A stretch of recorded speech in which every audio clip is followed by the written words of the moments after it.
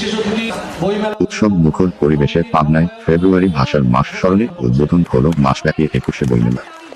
শনিবার সন্ধ্যায় বীর মুক্তিযোদ্ধা রফিকুল ইসলাম বকুল স্বাধীনতা চত্বরে অমর ২১শে বইমেলা উদযাপন পরিষদের আয়োজনে বেলুন ও পায়রা উড়িয়ে বইমেলার উদ্বোধন করেন অতিথিবৃন্দরা। অনুষ্ঠানে উদ্বোধক হিসেবে উপস্থিত ছিলেন সরকারি এডওয়ার্ড কলেজের বাংলা বিভাগের সাবেক বিভাগীয় প্রধান অধ্যাপক মোহাম্মদ কামরুজ্জামান। অমর ২১শে বইমেলা উদযাপন পরিষদের আহ্বায়ক অ্যাড.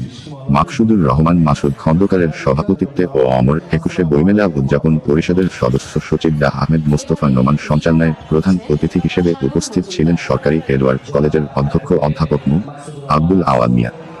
বিশেষ অতিথি হিসেবে উপস্থিত ছিলেন পাবনা জেনারেল হাসপাতালের সহকারী পরিচালক ডা রফিকুল হাসান। এ মেলায় স্থানীয় ও দেশের বিভিন্ন প্রান্ত থেকে লেখক প্রকাশকদের আগমনে উৎসব মুখর হয়ে উঠেছে বইমেলা প্রাঙ্গণ। মেলাতে প্রতিদিন সাংস্কৃতিক অনুষ্ঠান, আলোচনা সভা ও নতুন নতুন বইয়ের প্রকাশনী উৎসব থাকছে।